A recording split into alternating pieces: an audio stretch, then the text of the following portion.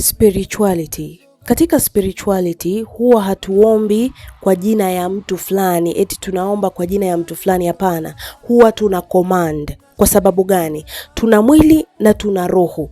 Ikiwa tunafanya hiyo maombi, kama vile unapata kanisa zingine zile za kale walikuwa wakiomba wanagonga chini hivi miguu, wanagonga chini wakiongea, wanagonga chini wakiongea. Hata katika karne hii utapata kuna makanisa ambayo yakiwa yanaomba bado yana deal na hiyo mfumo ya kugonga chini, ya kukanyaga chini wakigonga plus na mangoma. Hiyo ilikuwa inafanywa kitambo, lakini kwa sababu ya mfumo ya Injili unapata wanaomba kwa jina la mtu fulani. So katika spirituality, kwa sababu tuna deal na self, usisi, yani uwewe, una uwezo wa kucommand na una uwezo wa kumake any intention kulingana na imani yako na ama beliefs zako ambazo umejiamini ndani, kwa sababu huamini kitu kingine, unajiamini wewe. Kwa sababu universe hii ina uwezo wa kukupa chochote ambacho unahitaji kulingana na frequency yako na kulingana na intention yako na pia vibration yako.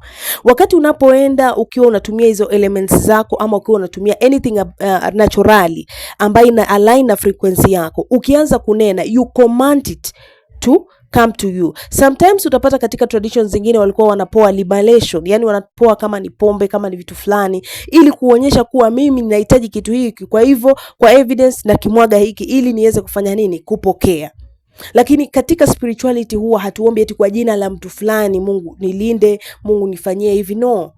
You command, mimi Zawadi leo hii universe ama ulimwengu ninaomba hiki na hiki nikipate siku hii ya leo. Kama vile imependezwa nikaiona siku hii ya leo, ninahitaji zawadi ya ABCD. Unanena na unasema na iwe na ifanyike. Kama utamwaga kitu fulani chini utamwaga. Kama utafanya ABCD unafanya hivyo. Na hivyo ndo inakuwa.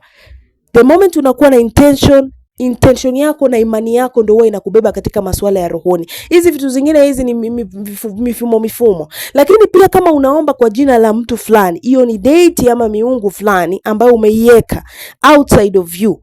Ukiwa unaomba kwa deity fulani ama miungu fulani, ndio unahitaja kwa jina lake, iwe upokee, kwa sababu wewe unaamini kwa miungu fulani ama unaamini kwa beliefs zako ziko katika njia fulani.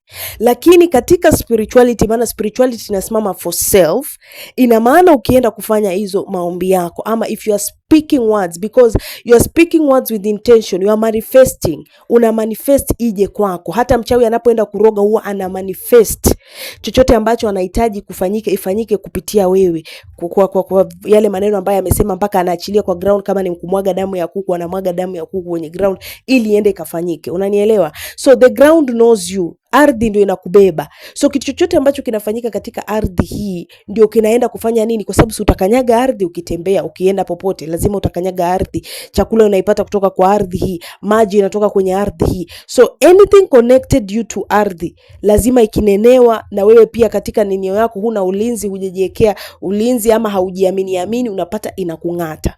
Kumbuka nilisema mchawi ndio wakuroge, lazima mkue in the same vibrational frequency. Wewe una wivu, yeye pia ana wivu. Akisukuma inakungata. So katika spirituality we do not pray kwa jina ya mtu fulani. No. We command the universe to give us, because we are aligned in that frequency. Tumesimama katika hiyo alignment ya vile wao wanasema the law of the universe.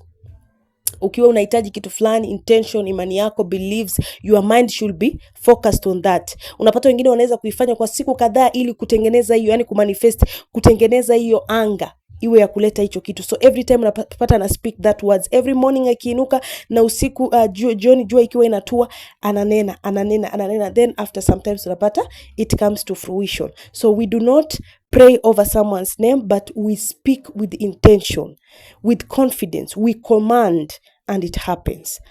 Kwa sababu kupitia commands ushajielewa, una imani na wewe mwenyewe. You have the spirit, you have the body. You can control the spiritual realm, na you can also control the physical realm. So I hope umenielewa vyema.